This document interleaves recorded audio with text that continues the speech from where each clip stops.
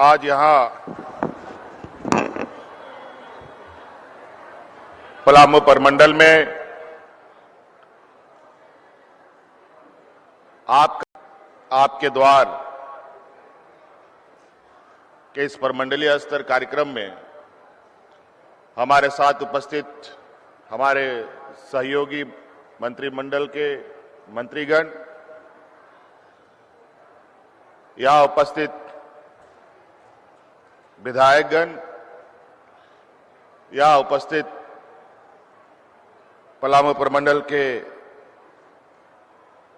सभी उपायुक्त, सभी पुलिस महकमे के पदाधिकारीगण, यहाँ उपस्थित आज इस कार्यक्रम में विशेष रूप से इस मैदान में एकत्रित हुए आप सभी विभिन्न गांव पंचायतों से आए हुए किसान भाइयों, ग्रामीणों, माताएं, बहनें, नौजवान साथी, बड़े बुजुर्ग,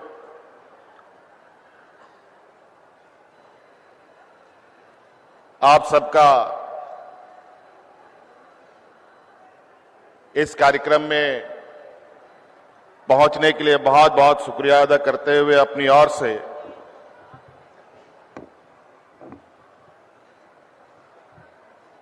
आप सब लोगों को जोहार करता हूं। हमारे माननीय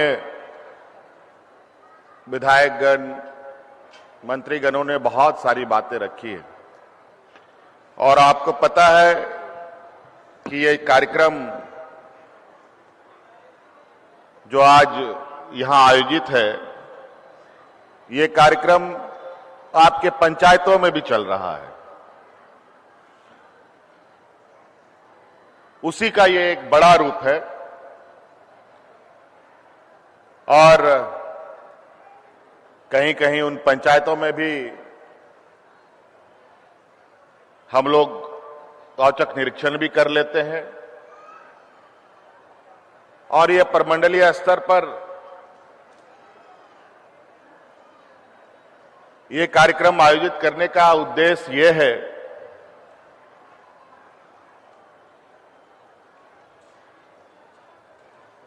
कि योजनाओं की जानकारी हमारे सुदूर ग्रामीण क्षेत्रों तक, किसानों तक, मजदूरों तक, नौजवानों तक, महिलाओं तक पहुंच रही है कि नहीं पहुंच रही है।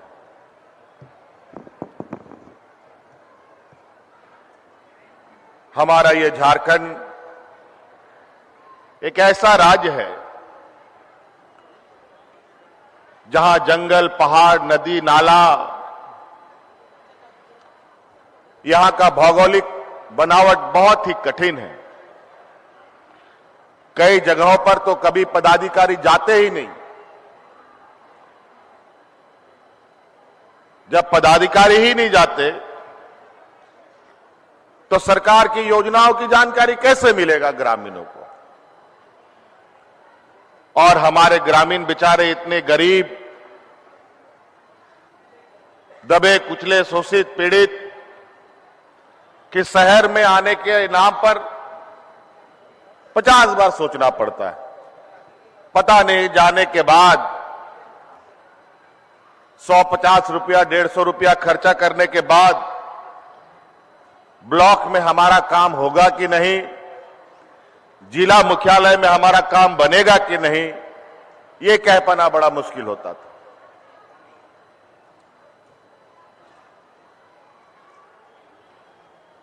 और कभी प्रयास भी हमारे किसानों ने, ग्रामीणों ने किया, अगर बेचारा काम नहीं बना तो दोबारा उस काम को ही छोड़ देता था और नतीजा ये होता रहा कि गरीबों के लिए जो योजनाएं हैं वो मात्र कागजी कार्रवाई बनकर रह जाता था। इसलिए इस बार हमने सोचा है और ये संकल्प लिया है कि जब तक राज्य का हमारा ग्रामीण क्षेत्र मजबूत नहीं होगा, हमारे किसान, मजदूर, बेरोजगार को रोजगार नहीं मिलेगा, लोगों के आय नहीं बढ़ेगी, ग्रामीण क्षेत्र में आय नहीं बढ़ेगी, तो राज्य का विकास नहीं हो सकता। इसीलिए हम पूरा मोटरी बांध करके पूरा सरकारी महकमे को आपके पंचायत, आपके घर घर जाने के लिए हमने आदेश दिया है।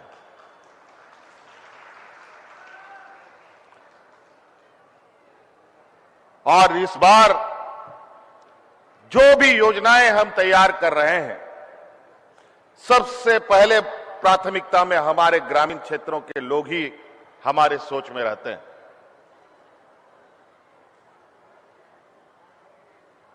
इसलिए हमारा हर एक योजना यहां के ग्रामीण क्षेत्र को मजबूत करने की दिशा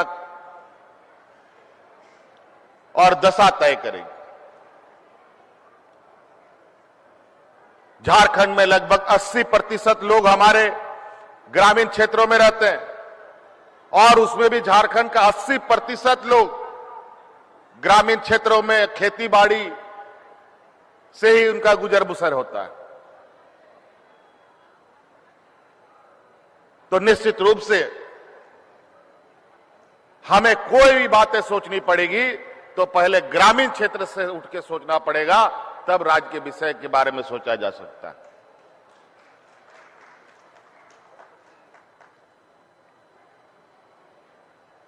कोरोना के विषय में माननीय सदस्यों ने पहले ही बातें कही है। अभी 1.5 साल के लगभग और अभी भी कोरोना का खटपट सुनाई देता रह रहा है। 1.5 साल कैसा दिन बीता, ये पूरा दुनिया ने देखा। कई राज्यों में तो हालत ये था कि लोग इतना मरा कि लकड़ी का जलावन ही खत्म हो गया। लोग इतना मर गया कि दफन करने के लिए जमीन खत्म हो गई और वहां पर लोगों को सड़कों पर, नदी पर, झाड़ी पर फेंकने पर मजबूर होना पड़ा। लेकिन आप लोगों के सहयोग से इस कोरोना महामारी में झारखंड को इतना शांति और इतना सरलता से हम लोगों ने सुरक्षित बाहर निकाला है कि कहीं अफरा तफरी चूंचा नहीं होने दिया हम लोगों ने राज्य में। हम तो अपने मजदूरों को दूसरे राज्यों से लेके आ रहे थे,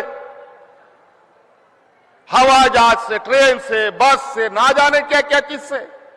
हम मजदूर नहीं ला रहे थे, हम कोरोना भी साथ में ला रहे थे, फिर भी हम सबको बचा के रखे। हम लोग तो कोरोना लेके आ रहे थे, लेकिन लाने के बाद भी हम लोगों ने एक भी व्यक्ति को यहां पर हतोत्साहित नहीं होने दिया, बल्कि हमारा प्रबंधन से यूपी के लोग आकर के झारखंड में इलाज करा करके चला गया, बिहार के आदमी लोग यहां झारखंड में आकर के इलाज करा करके ठीक होकर के गया, दिल्ली का आदमी यहां आके इलाज करा करके गया, उड़ीसा का, बंगाल का लोग आकर के यहां पर इलाज करा करके गया। हम लोगों ने वो बेहतर व्यवस्था की थी। और एक झारखंड एक कहने को तो सबसे गरीब पिछड़ा राज्य है, लेकिन इस झारखंड का दिल इतना बड़ा है कि शायद ही किसी देश, इस राज्य या किसी देश में होगा, किसी राज्य में होगा। आज झारखंड जैसा पिछड़ा राज्य का ऑक्सीजन से पूरा देश का कोरोना का जंग लड़ा गया है। हमने किसी को नहीं रोका। कभी ट्रेन से, कभी हवाई जहाज से ऑक्सीजन भेजने का हम लोगों ने काम किया। कहीं राजस्थान, कहीं मुंबई, कहीं यूपी, कहीं गुजरात। लेकिन कोरोना के वक्त में हम लोगों को जब हमारे मरीजों के लिए कंसंट्रेटर खरीदना था, मशीनें खरीदनी थी, तो हमें मशीन नहीं मिलता था। इधर हाथ जोड़ करके, उधर हाथ जोड़ करके, इसके पास उसके पास भीख मांग मांग करके लोगों के लिए सामान व्यवस्था करके हमने गरीबों के लिए व्यवस्था खड़ा की थी। किसी ने इधर से कुछ दे दिया, किसी ने उधर से कुछ दे दिया, लेकिन भारत सरकार ने हमें ऐसे ऐसे चीजें दे दी जो चीजें चलने का नाम लेने को तैयार नहीं।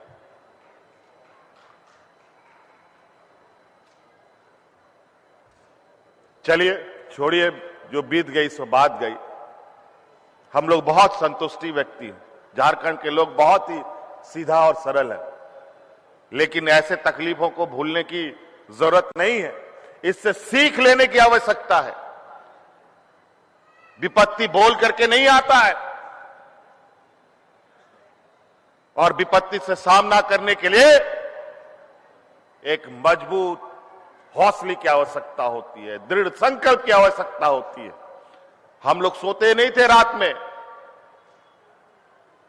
माननीय विधायक, माननीय और जनप्रतिनिधि लोग हैं यहां पर, लगातार लोगों के साथ संपर्क बना बना करके क्षेत्रों की हाल जानकारी मैं खुद व्यक्तिगत रूप से लेता था। किस पंचायत में, किस गांव में, कहां कहां क्या हो रहा है, नहीं हो रहा है।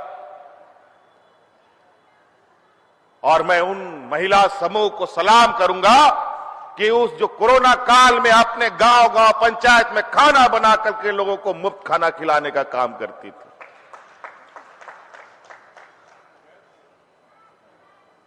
किसी को भूखा नहीं मरने दिया। मजदूर प्रधान राज्य, यहां मजदूर बहुत लोग हैं। लोगों ने तो सिर्फ इस राज्य को चारागाह बनाया। राज्य के लोगों के प्रति कोई संवेदनाएं नहीं रही। नतीजा पहली बार आंकड़ा आया कि 10 लाख से अधिक लोग हमारे राज्य से पलायन करने के लिए दूसरे राज्य में जाने के लिए मजबूर होते थे। शायद ही देश के पास कितना आंकड़ा किसी के पास हो।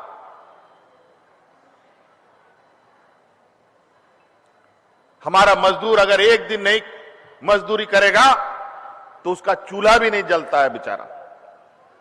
उस घड़ी में उन महिलाओं ने उन मजदूरों को घर बैठे खाना खिलाने का काम किया। हम सबको उन महिलाओं के प्रति सलाम उनको करना चाहिए। कितने महिला स्वास्थ्यकर्मी, कितने डॉक्टर, कितने नर्सेस इसमें हतोत्साहित हुए। और आज उन लोगों के बदौलत, सबके सहयोग से हम लोग शांतिपूर्वक इस तूफान से बाहर निकल रहे हैं। और सब जगह जाके देखिए, अभी भी नया नया कौन कौन कोरोना सब कूद फांद कर रहा है। वो भी कब इधर भी आ टकेगा कोई ठीक नहीं। इसलिए अभी भी थोड़ा आप लोगों को भी सतर्क रहने की आवश्यकता है। घर में ताला बंद लगा करके रहने का मजबूर होना पड़ा, लेकिन कितना दिन। ये उन लोगों के लिए बहुत अच्छा है जो संभ्रांत हैं, जिसके पास पैसा से भरपूर उनका बैंक अकाउंट है। उनके लिए 1 महीना, 2 महीना, 1 साल, 2 साल बंद रहेगा तो घर बैठे खा लेगा। लेकिन यहां झारखंड का लोगों के पास इस तरीका का व्यवस्था रहा ही नहीं है। किसी भी परमंडल के लोगों को हम देखें, किसी के पास बैंक में भर भर के, बोरा भर भर के पैसा नहीं है। कई शायद ही गांव के लोगों के पास एटीएम कार्ड वगैरह होता होगा। हमारे ग्रामीण क्षेत्रों में, हमारे झारखंड के लोगों के पास बैंक अकाउंट नहीं है, लेकिन खेत खलियान है, जिसके बदौलत वो अपना कुछ जिंदा रखता है। वही हम लोगों का बैंक है, वही हमारा पैसा है। चाहे वो पशुधन के रूप में हो, चाहे धान के रूप में हो, अनाज के रूप में हो, यही सब चीजें हैं। और इसीलिए हम लोगों ने किसानों के लिए अनेकों योजना, पशुधन योजनाएं चलाई हैं। आप मुर्गी पालिए, बकरी पालिए, गाय पालिए, बत्तख पालिए, भेड़ पालिए, जो पालना है सरकार आपके लिए खड़ी है।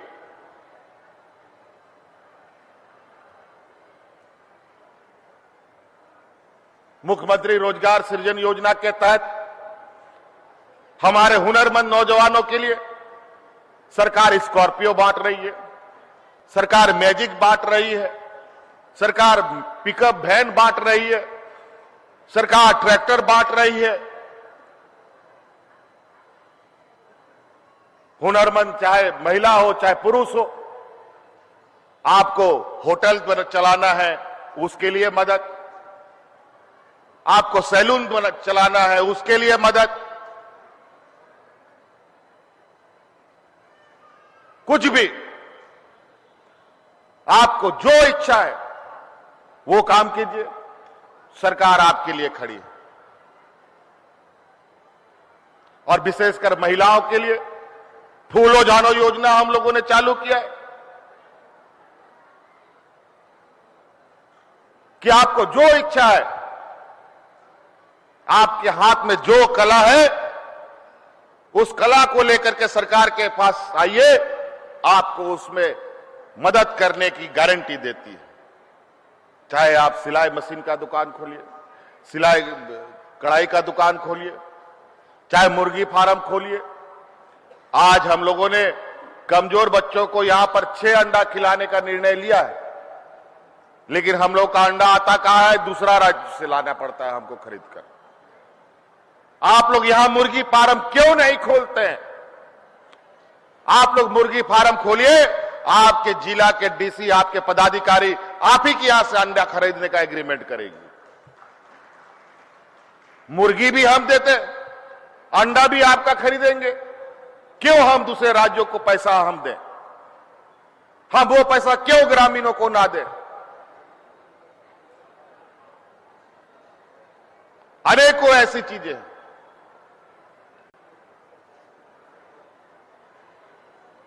आज इस राज्य की गरीबी को स्थिति को देखकर कई चीजें जो हम वर्षों से, चूंकि हम लोग एक आंदोलनकारी पार्टी से आते हैं और हम यहां के ग्रामीण क्षेत्रों की हर एक हालात से वाकिफ है, कितनी गरीबी है, कितनी अमीरी है, क्या है, लोग किस हालात में रहते हैं, उन सब चीजों के बारे में हमें पता है। इसीलिए हम योजना भी ऐसे बनाते हैं कि हमारे उन गरीबों को उसका सीधा लाभ मिले। आज हमारे राज्य में, वैसे भी ये राज्य आंकड़ों में भी जाके देखिएगा कि देश में सबसे पिछड़े राज्यों में से हम गिनती में आते हैं। और पिछले पूरे 20 साल तक राज अलग होने के बाद जिन लोगों ने सरकार चलाया, इन लोगों ने कभी भी इस राज्य को आगे धकेलने का काम नहीं किया। जब यहां का लोगों में ताकत रहेगा, मान सम्मान रहेगा, स्वाभिमान रहेगा, तभी ये राज्य आगे बढ़ सकता है। बेचारा जो लोग मरा रहे, उससे क्या आगे राज्य चलेगा? आज इसीलिए हर एक योजना को देखें, कल्याणकारी योजनाओं को। आप यहां राज्य सरकार को, पहले राज्य सरकार पेंशन गरीबों को देती थी, बुढ़ा बुजुर्गों को पेंशन, वो भी फिक्स था कि एक जिला में 5,000 10,000 से अधिक लोगों को आप पेंशन नहीं दे सकते। कोई पदाधिकारी, कोई जनप्रतिनिधि किसी गरीब की मदद चाह करके भी नहीं कर सकता था।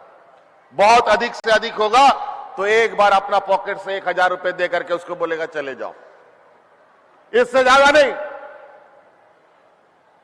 हमने प्रधानमंत्री जी से भी आग्रह किया था कि हमारे राज्य में गरीबों की संख्या बहुत अधिक है, क्यों नहीं आप हर एक गरीबों को पेंशन देने का काम करें।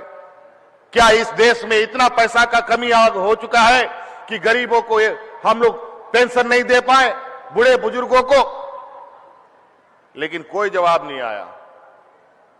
लेकिन हमने ये संकल्प लिया था आज उस संकल्प के अनुरूप हमने इस राज्य के हर एक बूढ़ा बुजुर्ग, हर एक महिला, दिव्यांग, विधवा महिला, हर एक एकल महिला और हर एक दिव्यांग को पेंशन देने का कानून बना दिया। ये देश में पहला ये राज्य है जहां पर अब एपीएल और बीपीएल की आवश्यकता नहीं पड़ेगी। आप 60 साल का होंगे, आपका पेंशन आपके लिए तैयार रहेगा।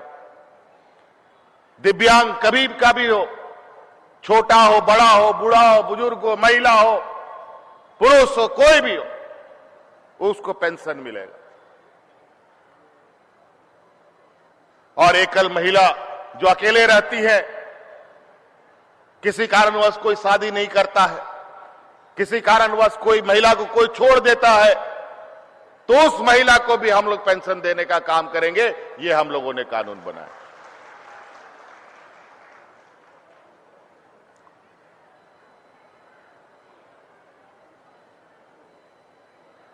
तो कई ऐसी चीजें हैं, धोती साड़ी लुंगी योजना, बिरसा हरित ग्राम योजना, अभी लातेहार का ही हमारे पास एक व्हाट्सएप में वीडियो आया। एक बेचारा मजदूर कहीं दूसरे राज्य में पलायन करता था हमेशा, बिरसा हरित ग्राम योजना के तहत मनरेगा से जो उन्होंने काम किया, अभी भी मेरे मोबाइल पे उसका वीडियो है कि उसके बंजर जमीन पर उसने सैकड़ों आम का पेड़ लगाया और इतना अच्छा उसका परिणाम हुआ कि अभी 1-2 महीना के बाद वो हजारों कमाना शुरू करेगा। अभी तो पेड़ लगाया है, अभी पेड़ के साथ साग सब्जी भी लगा रहा है। जब तक वो फल देने लगेगा तब तक साग सब्जी का सीजन पूरा हो चुका होगा, उससे उसको फायदा मिलेगा।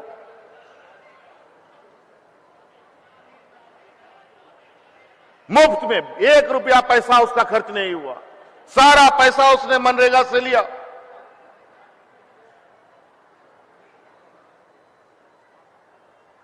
ये काम आप भी कर सकते हैं।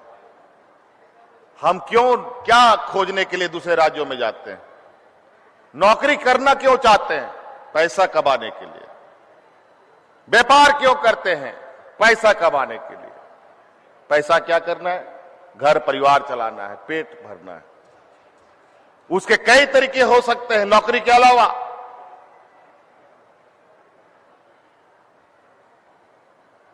अभी तो बड़े बड़े उदाहरण आ रहे हैं, बड़ा बड़ा मैनेजमेंट करके इंजीनियर डॉक्टर बन के लोग खेती की ओर जा रहे हैं। और आज उसी कड़ी में हम लोगों ने राज्य में एक प्लास ब्रांड को प्रमोट करने का निर्णय लिया है। और उस प्लास ब्रांड में हमारे राज्य की महिला समूह का सबसे बड़ा भूमिका है। उस प्लास ब्रांड में महिला समूह द्वारा बनाया जा रहा चावल, दाल, आटा, तेल, मसाला इत्यादि उसके अंदर आता है। आप लोग चावल, दाल, आटा, तेल ये सारा चीज बनाइए, सरकार आप लोगों से खरीदेगी। अभी हम लोगों ने दिल्ली में हम लोग का मेला लगा हुआ है और यहां की महिला के द्वारा जो बनाया गया ऑर्गेनिक जो अनाज है वो इतने बड़े पैमाने पे बिक रहा है कि आपको हम उसका आंकड़ा नहीं बता पा रहे हैं। और हमने ये तय किया है कि 1 साल होने तक में इसको 1000 करोड़ का एक व्यावसायिक मॉडल बनाने का। आप लोग बनाते बनाते थक जाइएगा। सरकार के पास इतनी जरूरत की चीजें हैं जो आप खुद हमें दे सकते हैं। आप किसान हैं, आपके खेतों में अनाज उगता है और हम अनाज दूसरे राज्यों से ला करके यहां का गरीबों का पेट भरते हैं। क्यों नहीं हम वो अनाज आपसे खरीदे? अभी यहां पर अभी धान क्रय करने का वक्त आ रहा है 15 तारीख से, शायद 15 तारीख से यहां पर धान क्रय का होगा, कार्यक्रम प्रारंभ होगा। लगभग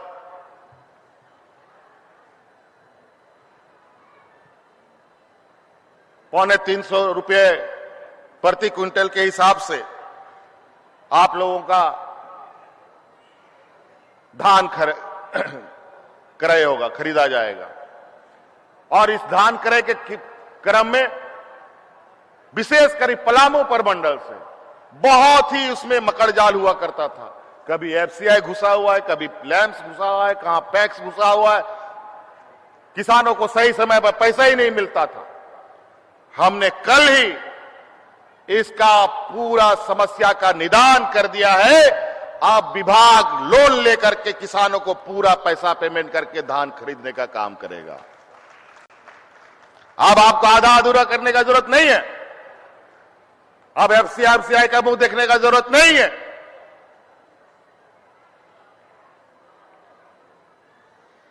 उसमें पैसा का अभाव रहने के चक्कर में थोड़ा थोड़ा बंदर बांट करके काम चलाता था, और वो पैसा किसान का ना उधर का ना इधर का, किसी का काम नहीं।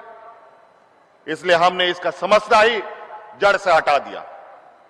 अब आपको जितना आप धान लाएंगे उतना का पूरा पैसा एक मुश्त आपको पेमेंट किया जाएगा। अब ये हम लोगों ने नया फार्मूला बना दिया।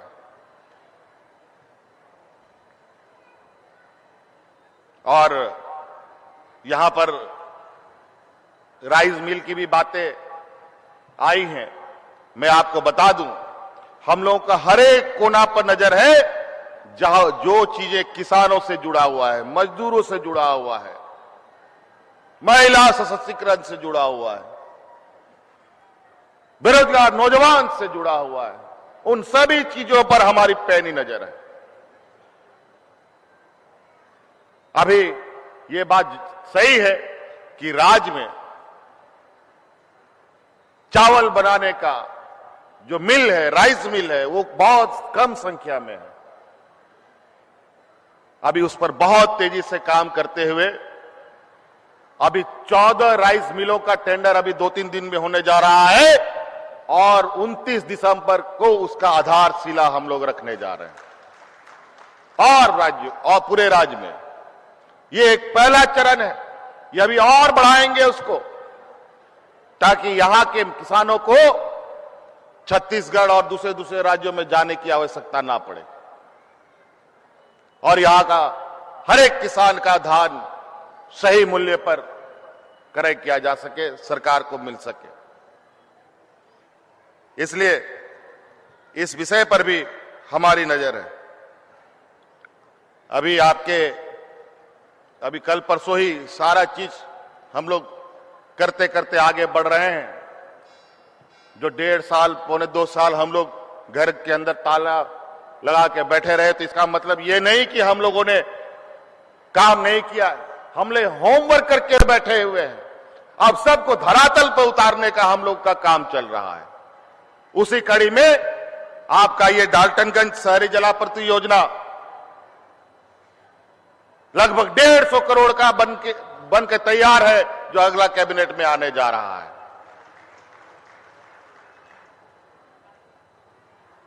और आपका यहां सिंचाई परियोजना के लिए भी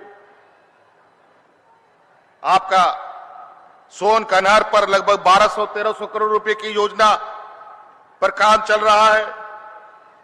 आपके पलामू के लिए भी एक भव्य बड़ा पाइपलाइन वाटर इरिगेशन प्रोजेक्ट लिया जा रहा है, जिसका डीपीआर 800 करोड़ का बन के तैयार है, जो बहुत जल्द उसको स्वीकृति मिलने जा रही है।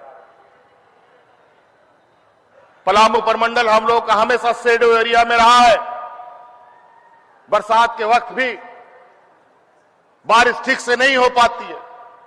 हम लोगों ने विशेष रूप से पेयजल और सिंचाई को लेकर यहां पर कार्य योजना तैयार करने में पूरा महकमा लगा हुआ है। और आज के दिन में मौसम का कोई भरोसा नहीं है। देखिए, अभी हम दिसंबर में चल रहे हैं। ठंडे का क्या हालत है, तो आने वाला बरसात का क्या होगा, कोई ठीक नहीं। और दुर्भाग्य से इन 20 सालों में झारखंड के लोगों को भगवान के भरोसे छोड़ दिया गया और नतीजा सारा कुछ ध्वस्त होता चला गया। 20 सालों में इतना चोट इस राज्य को लगा है, उस चोट को भरने में थोड़ा वक्त लगेगा, लेकिन हम लोग बहुत तेजी से उस घाव को भरने का प्रयास कर रहे हैं, जिसके तहत आपके पलामू प्रमंडल में अनेकों योजना लेकर के हम लोग आने, यहां पर लगभग कई चीजें तो काम चालू हो चुका है, कई चीजें पाइपलाइन पर है, रास्ते पर है, वो भी हो जाएगा। एनएच के माध्यम से अगले 2 साल के अंदर लगभग 5,000 करोड़ रुपया का यहां पर सड़कों का जाल बिछने जा रहा है। कई का टेंडर हो चुका है, आपका यूपी बॉर्डर तक कुरू से विधानगंज जो यूपी बॉर्डर है उसका 4 लेनिंग का टेंडर हो चुका है, लगभग वो 800 करोड़ का योजना होगा, रोड होगा। एक भोगू से संखा तक, खजूरी से विधानगंज तक, ये अभी बहुत जल्द उस पर टेंडर होने जा रहा है। इसके तहत कई ऐसी चीजें हैं। लातेहार जिले में लगभग 250 करोड़ का राज्य सरकार द्वारा सड़कें बनाई जा रही है और गढ़वा में लगभग 400 करोड़ की कुछ योजनाएं चल रही हैं, कुछ योजनाएं पाइपलाइन पे है। पलामू में लगभग 120 करोड़ का। आप लोगों का गढ़वा का बाईपास का भी काम चल ही रहा है। ऐसे अनेकों चीजें। लोग शहर पर भी, शहर के इर्द गिर्द ही लोग बहुत ज्यादा चीजों को देखते थे। अब हमारी प्रयास है, हम गांव के हर एक घर को इतनी मजबूत करने का प्रयास है कि शहर को इस तरीके से जगमग करें, इस तरीके से रोशन करें कि गांव का रोशनी देश दुनिया तक हमारा चमके। लोग कोयला खनिज के इर्द गिर्द ही घूमते रहे, हम लोगों ने इससे अलग हट करके इस राज्य के अनेकों जो आंतरिक क्षमताएं हैं उसको बाहर निकालने का प्रयास किया है। आज यहां अनेकों परिसंपत्तियां बंटनी है, अनेकों रोजगार से जोड़ने का काम किया जाएगा।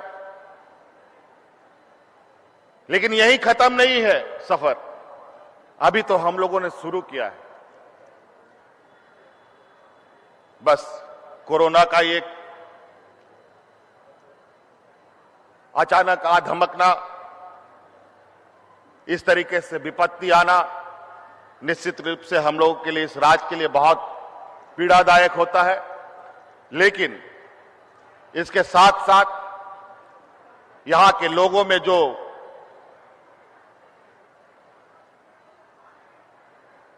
धैर्य है, यहां के लोगों में जो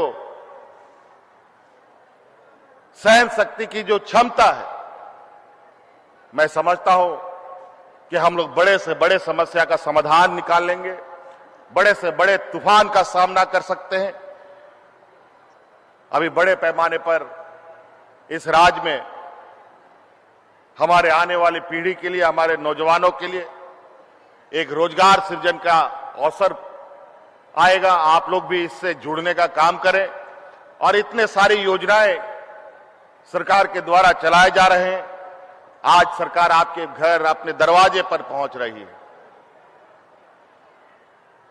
अगर आप इसमें सहयोग नहीं करेंगे तो निश्चित रूप से सरकार का ये कार्य योजना और इस राज्य का विकास निश्चित रूप से इसमें काफी प्रभावित होगा। यहां कई खदानें चल रहे हैं, कोयला कंपनियां चला रही हैं, कई माइनिंग कार्य चल रहा है यहां पर। उस कोयला खदान और माइनिंग से यहां के झारखंडियों का कितना भला हो रहा है और आपको पता है। कौन पावर प्लांट बना लेगा, कौन स्टील प्लांट आप लोग बना लीजिएगा।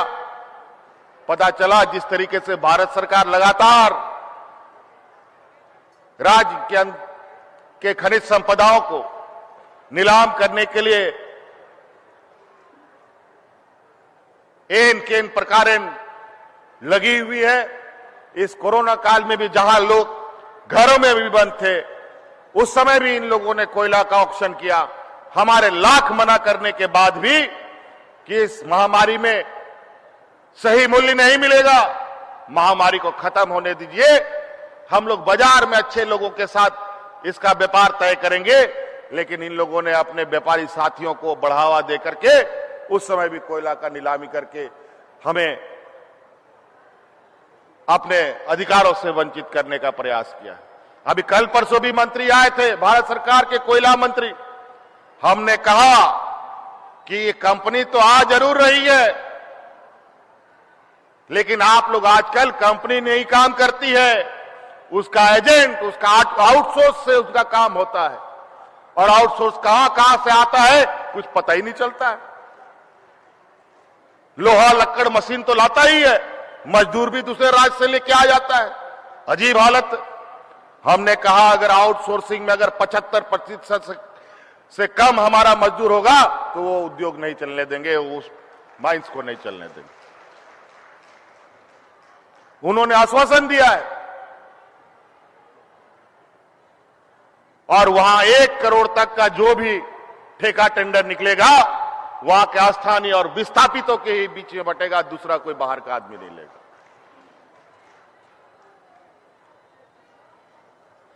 यहां तो लोग विस्थापित थे, विस्थापित लगातार। ये खनिज संपदा ना हुआ, इस राज्य के लिए पता नहीं क्या हो गया। इसको हम खुशी कहें या गम कहें, हमें इसका सही मूल्य की जरूरत है। विस्थापित होना बहुत पीड़ादायक घटना होती है। जिसकी जमीनें जाती है, जिसकी खेत जाते हैं, जिसका बाड़ी जाता है, वही समझता है। क्योंकि यहां के लोगों का तो सब कुछ वही है। इसलिए साथी, बातें बहुत है। आप लोग भी बहुत दूर दराज जगहों से आए हैं। आज निश्चित रूप से ये इस कार्यक्रम के माध्यम से जो मुझे बताया गया है, इस प्रमंडल में लगभग 1.5 लाख शिकायत के आवेदन सरकार को प्राप्त हुआ है और 1.5 लाख में 1,22,20,000 के लगभग उन शिकायतों का निष्पादन भी कर दिया गया है। और जो बचा हुआ है, हो सकता है वो जिले के स्तर का ना हो सकता है वो हमारे राज्य सरकार के स्तर का हो। हम आपको आश्वस्त करते हैं, आपकी जो भी समस्या है सरकार संज्ञान में लेती है और उस समस्या का समाधान तत्काल उसका समाधान किया जाएगा, इसका आश्वासन देते हैं। आपके पलामू प्रमंडल में पहले से भी हम लोगों ने लगातार, आपको याद होगा 2013-14 में थोड़े दिनों के लिए हमारी सरकार बनी थी। ये मुख्यमंत्री का कुर्सी छीनकर हम लोग बैठे थे। उस समय भी याद कीजिए, धोती साड़ी लुंगी योजना चलता था, लेकिन पूर्व की सरकार ने उसको बंद कर दिया था। 5 साल रहो नंग धड़क गरीब लोग। पेंशन योजना भी चलाया था, वो भी बंद, ये भी बंद। और ये शैडो एरिया तो था ही, वो प्राकृतिक शैडो था, है अभी इधर पानी नहीं पड़ता है, लेकिन पलामू प्रमंडल में बिजली की सबसे बड़ी समस्या हुआ करती थी। और उसी समय पहली बार पलामू प्रमंडल को हटिया ग्रिड से जोड़ने का काम इसी हेमंत सोरेन ने किया था। और आज गढ़वा में ग्रिड का हम लोगों ने उद्घाटन भी कर दिया। उस समय तो बिजली ही नहीं था। माननीय विधायक बेचारे अभी ट्रांसफार्मर की बात कर रहे हैं। ये ट्रांसफार्मर की बात इसीलिए कर रहे हैं क्योंकि बिजली गांव गांव पहुंच चुका है। और हम आपको आश्वस्त करते हैं, अगले 15 दिनों के अंदर जितनी आपकी ट्रांसफार्मर की शिकायत है वो सभी का निष्पादन कर दिया जाएगा।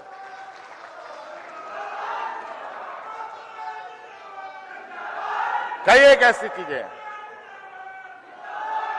माननीय विधायक का बेचारा एक रजिस्ट्री ऑफिस का भी एक मांग है, अनुमंडल बन गया है रजिस्ट्री ऑफिस ने। मैं आपको भी आश्वस्त करता हूं माननीय विधायक महोदया, आप बिल्कुल ऐसा मंच आपने कभी देखा है विगत 5 सालों में जहां सत्ता पक्ष सुनता है, विपक्ष के विधायक आम सभा में अपनी समस्याओं की बात रखते हैं और हम उस बात को सुनते हैं।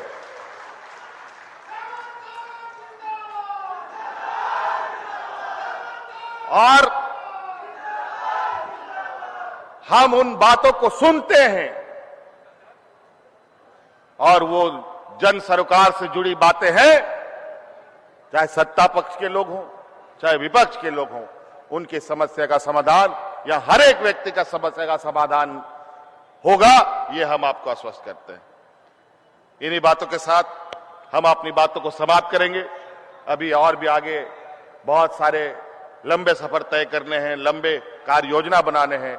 इन्हीं बातों के साथ आप सब लोगों को पलामू की इस वीर धरती को नमन करते हुए अपनी बातें समाप्त करता हूं। जय हिंद, जय झारखंड, जोहार। जोरदार तालियों के साथ हम आभार प्रकट करें माननीय मुख्यमंत्री जी के लिए। बहुत बहुत धन्यवाद और आभार माननीय मुख्यमंत्री जी का आपके आशीर्वचनों के लिए, शुभकामनाओं के लिए। और अब ये वक्त है परिसंपत्तियों के वितरण का। आपकी जोरदार तालियां चाहूंगी और जोरदार तालियों के बीच बता दूं, पलामू प्रमंडल में आज कुल 11,29,948 लाभुकों के बीच कुल 858 करोड़ 90,07,666 रुपए की राशि की मेगा ऋण परिसंपत्तियों का वितरण किया जा रहा है। शुरुआत मैं करूंगी गढ़वा जिले से। आपको बता दूं, गढ़वा में कुल 5,48,209 लाभुकों के बीच 253 करोड़ 92,50,324 रुपए की राशि का परिसंपत्ति का वितरण अभिमाननीय मुख्यमंत्री जी के करकमलों द्वारा किया जाना है। कृपया उपायुक्त गढ़वा महोदय से मैं निवेदन करूंगी, आप सामने आ जाएं सर सहयोग के लिए। गढ़वा जिले से तालियां एक बार चाहूंगी। लाभुकों का नाम मैं ले रही हूं। सबसे पहले पशुपालन विभाग से निम्न वर्गीय लिपिक पद के लिए नियुक्ति पत्र प्रदान करेंगे श्री राहुल कुमार सिंह गढ़वा के। मैं माननीय मुख्यमंत्री जी से सादर निवेदन करती हूं परिसंपत्तियों के वितरण के लिए, नियुक्ति पत्र के वितरण के लिए। नियुक्तियों का ये वर्ष और सबसे पहले नियुक्ति पत्र प्रदान कर रहे हैं। मंचासीन सभी गणमान्य से मैं निवेदन करूंगी आप सबके सहयोग के लिए और तालियां आपकी तरफ से लगातार और जोरदार चाहूंगी। पशुपालन विभाग में ये पहला गया ना, मैम जिसका नाम लेंगे उसी को भेजिएगा।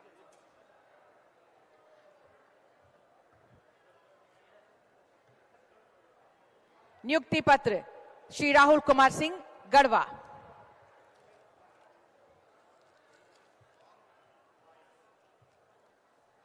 और इसके बाद शिवा देवी आएंगी पशुधन योजना के तहत परिसंपत्ति वितरण दुधारू गाय योजना। इनके बाद किरण देवी फूलो झानो आशीर्वाद योजना के तहत कुल 161 लाभुकों के बीच आज 16,10,000 रुपए प्रदान कर रहे हैं और सांकेतिक रूप से इस समय किरण देवी जी को तालियां आपकी तरफ से होती रहे। कैश क्रेडिट लिंकेज के लिए आएंगी चंदा देवी। तालियां होती रहे आपकी तरफ से। ये भाग्यश्री है ना, भाग्यश्री गई। इनके बाद आएंगी चक्रीय निधि के लिए भाग्यश्री देवी।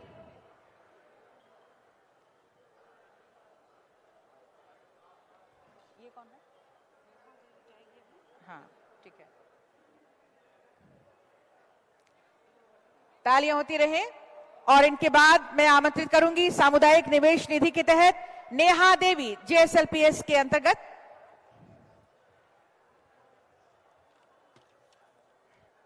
ये कौन है?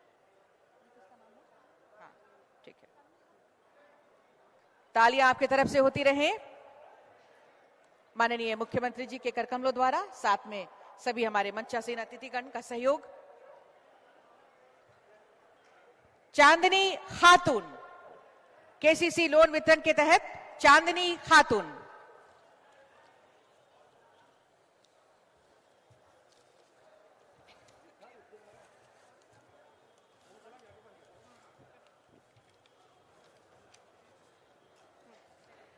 इनके बाद आएंगे पंप सेट वितरण हेतु विनय प्रसाद शाह।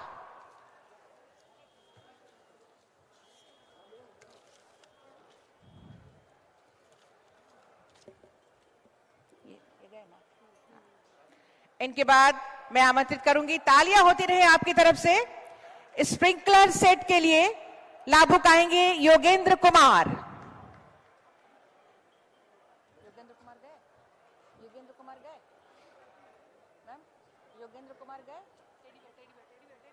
योगेंद्र कुमार गए? किसका नाम है वो?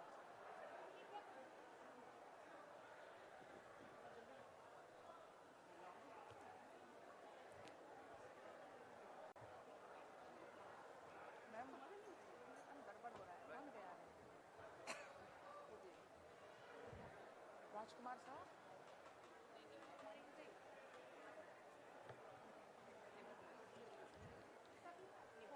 निभा कुमारी कन्यादान योजना के तहत लाभुक।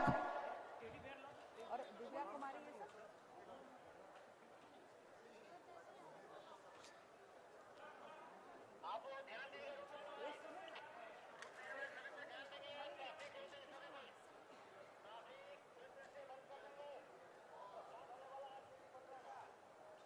इनके बाद लाभुक आएंगी मुख्यमंत्री राज्य विधवा पेंशन के अंतर्गत सबिता देवी।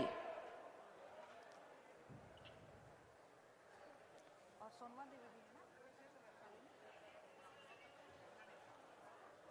इसमें दो नाम है, सबिता देवी और सोनवा देवी, मुख्यमंत्री राज्य विधवा पेंशन के अंतर्गत ये लाभुक।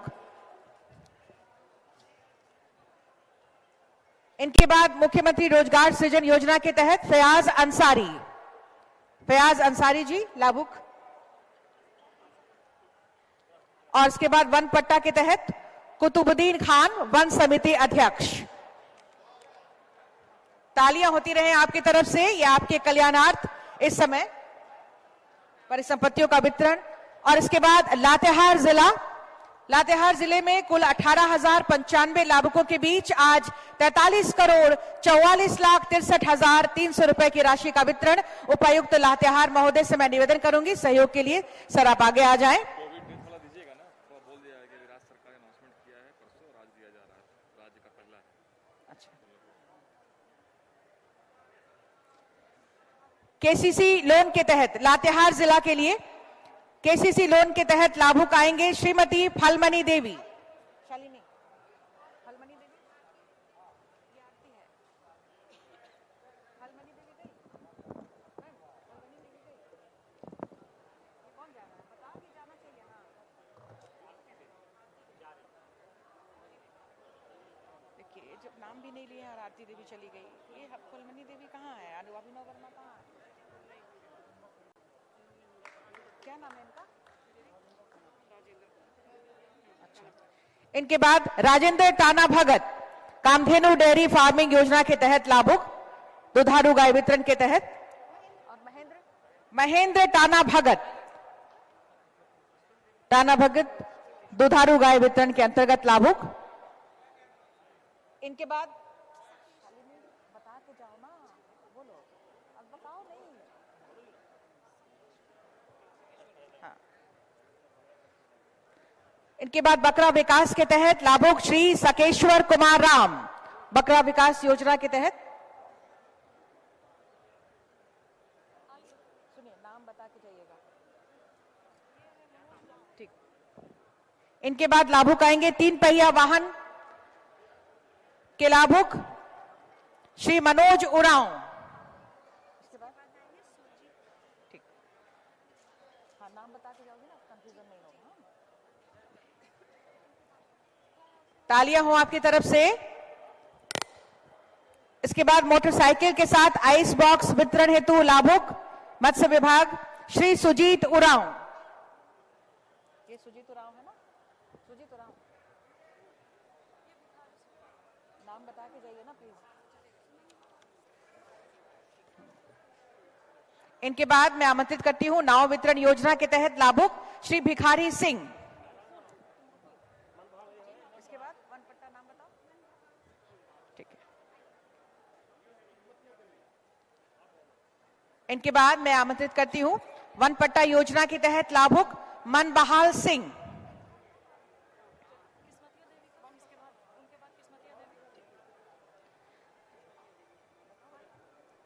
तालियां आपकी तरफ से होती रहनी चाहिए। प्रधानमंत्री आवास योजना ग्रामीण योजना के तहत लाभुक श्रीमती किस्मतिया देवी। और इसके बाद अभी कौन है? नाम बताओ। सखी मंडल क्रेडिट लिंकेज क्या इनका? इनके बाद बैंक क्रेडिट लिंकेज के लिए JSLPS की तरफ से बैंक क्रेडिट लिंकेज के लिए श्रीमती सुनीता देवी और प्रियंका देवी, भारतीय एवं साई स्वयं सहायता समूह।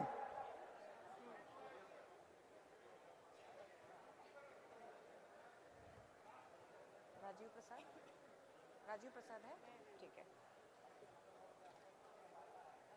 इनके बाद मैं आमंत्रित करती हूं प्रधानमंत्री रोजगार सृजन योजना के तहत लाभुक श्री राजीव प्रसाद।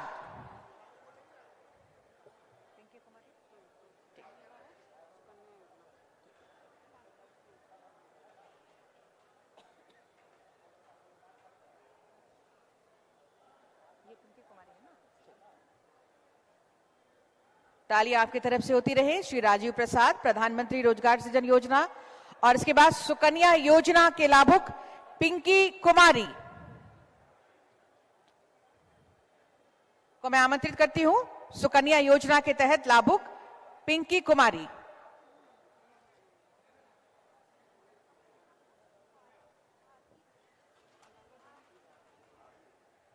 और कन्यादान योजना के तहत सरिता कुमारी। कन्यादान योजना के तहत सरिता कुमारी कहाँ है? और ये आरती देवी। अच्छा। कोविड-19 के कारण मृत व्यक्तियों के परिजनों को, आश्रितों को अनुदान सहायता हेतु लाभुक आएंगे। ये राज्य का पहला, ये कहते हुए हमें खुशी हो रही है, ये जो योजना शुरू की गई है राज्य सरकार की ओर से, आपदा प्रबंधन विभाग की ओर से, कोविड-19 के कारण मृत व्यक्तियों के परिजनों या आश्रितों को अनुदान सहायता राशि के लिए ये पहले लाभुक राज्य के आरती देवी और प्रियंका देवी। इनके बाद पलामू जिला के लिए, पलामू जिला में आपको बताएं कुल 5,63,644 लाभुकों के बीच 561 करोड़ 52,94,042 रुपए की राशि की परिसंपत्ति का वितरण। और उपायुक्त पलामू महोदय से निवेदन आपके सहयोग के लिए सर, जिला मत्स्य विभाग की ओर से ऑटो रिक्शा के लाभुक मुकेश कुमार। इसके बाद नाम बता दीजिएगा। हाँ,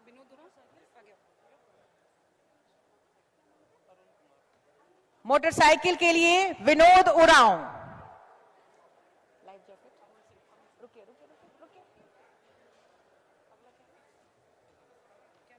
लाइफ जैकेट के लिए लाभुक अरुण सिंह, मत्स्य विभाग की ओर से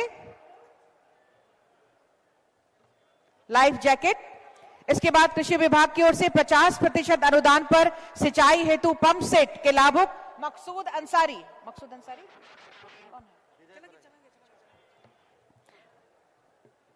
मकसूद अंसारी जी। इसके बाद व्यक्तिगत वन पट्टा के लाभुक विजय परहिया।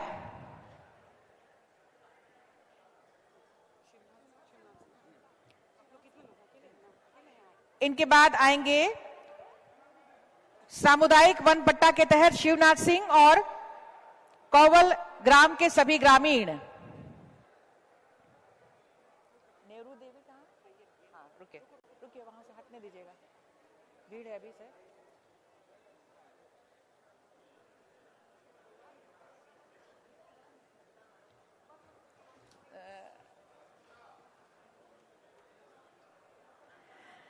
मुख्यमंत्री पशुधन योजना के तहत नेवरी देवी और बसंती देवी दोनों गई ना? ठीक है, रुको, वहां भीड़ नहीं लगाना है, वो निकल जाए तब। सुनील कुमार पासवान, मुख्यमंत्री रोजगार सृजन योजना के तहत ट्रैक्टर वितरण के लिए ये लाभुक सुनील कुमार पासवान। अभी कौन गई? मुख्यमंत्री कन्यादान योजना के तहत श्रीमती चांदनी कुमारी, सुश्री अंकु कुमारी और मिशिक कुमारी, मुख्यमंत्री कन्यादान योजना के तहत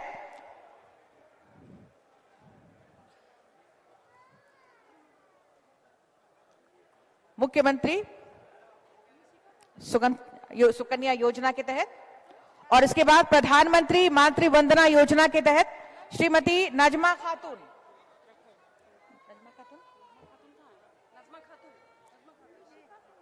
दिव्यांगजनों के लिए विशेष यंत्र योजना के तहत आएंगी लाभुक श्रीमती तारा देवी। हाँ, नजमा खातून प्रधानमंत्री मातृ वंदना योजना के तहत।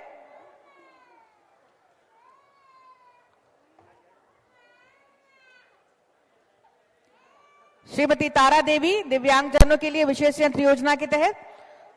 मुख्यमंत्री राज्य वृद्धावस्था पेंशन योजना के तहत स्वीकृति पत्र सत्येंद्र नारायण सिंह।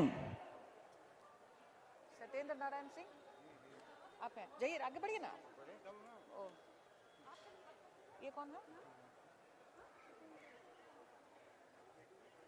सत्येंद्र नारायण सिंह मुख्यमंत्री राज्य वृद्धावस्था पेंशन योजना के तहत स्वीकृति पत्र।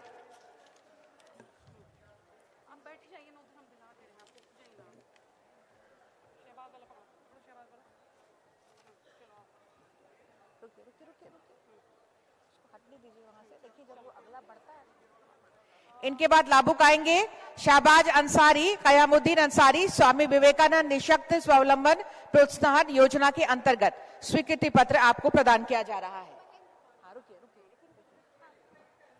इनके बाद लाभुक आएंगे महेंद्र पाल, प्राकृतिक आपदा वज्रपात से मृत्यु तक आश्रित को सहायता राशि।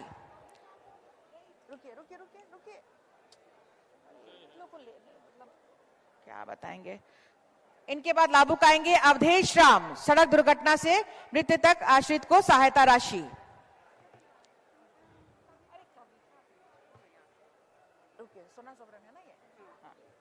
इनके बाद सोना सोबरन योजना के तहत धोती साड़ी वितरण के लिए लाभुक आएंगी श्रीमती कविता देवी। कविता देवी और राशन कार्ड के लिए झारखंड राज्य खाद्य सुरक्षा योजना के लिए राशन कार्ड के लिए शीतली कुंवर। इनके बाद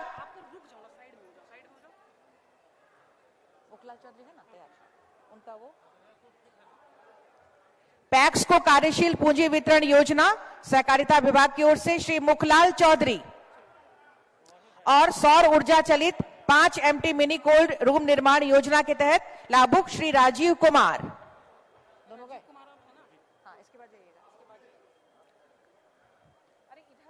पैक्स को कार्यशील पूंजी वितरण योजना के तहत लाभुक मुखलाल चौधरी और इनके बाद सौर ऊर्जा चालित 5 MT मिनी कोल्ड रूम निर्माण योजना के तहत लाभुक राजीव कुमार। इनके बाद कृषि यांत्रिकरण के तहत मिनी ट्रैक्टर वितरण के लाभुक बसरिया कला आजीविका महिला संकुल संगठन प्रेसिडेंट मीना देवी जी आएंगी। JSLPS के अंतर्गत राष्ट्रीय ग्रामीण आजीविका मिशन के तहत लाभुक ज्योति स्वयं सहायता समूह प्रेसिडेंट मीरा देवी। इनके बाद लाभुक आएंगी फूलो झानो आशीर्वाद योजना के अभियान के तहत दीपक स्वयं सहायता समूह प्रेसिडेंट शोभा देवी। इनके बाद जिला अग्रणी बैंक किसान क्रेडिट कार्ड के तहत मोहम्मद खुर्शीद अंसारी, पिता अजीम अंसारी। इनके बाद प्रधानमंत्री स्वरोजगार सृजन योजना के तहत कुमारी मिनी चौरसिया, पिता रामरूप चौरसिया जी। इनके बाद ट्रैक्टर ऋण के लिए सुनील कुमार सिंह, पिता ब्रिजनंदन सिंह।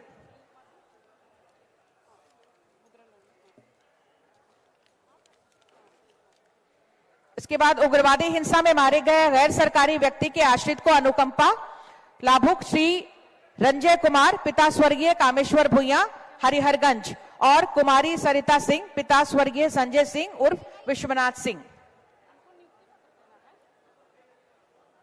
अनुकंपा के आधार पर नियुक्ति पत्र का वितरण इनके बीच श्री रंजय कुमार, पिता स्वर्गीय कामेश्वर भुइया हरिहरगंज और कुमारी सरिता सिंह, पिता स्वर्गीय संजय सिंह उर्फ विश्वनाथ सिंह। तुम कौन हो?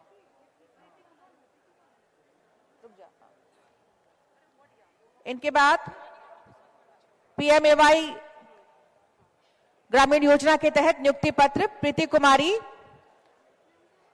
और श्री रुस्तम कुमार गहलोत। इसके बाद पीएमएवाई जी योजना के तहत गृह प्रवेश प्रभा देवी और सलीमा देवी बीबी, प्रभा देवी और सलीमा बीबी।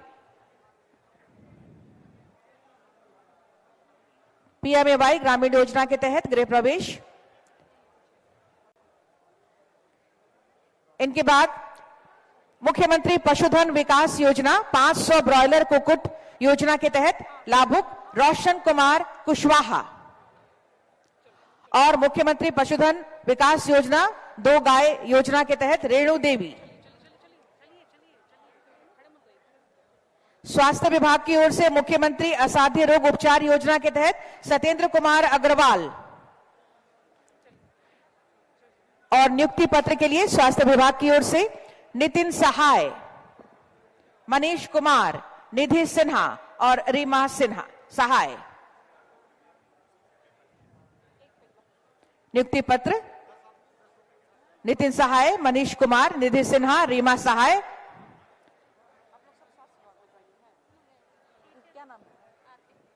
रुक जाइए।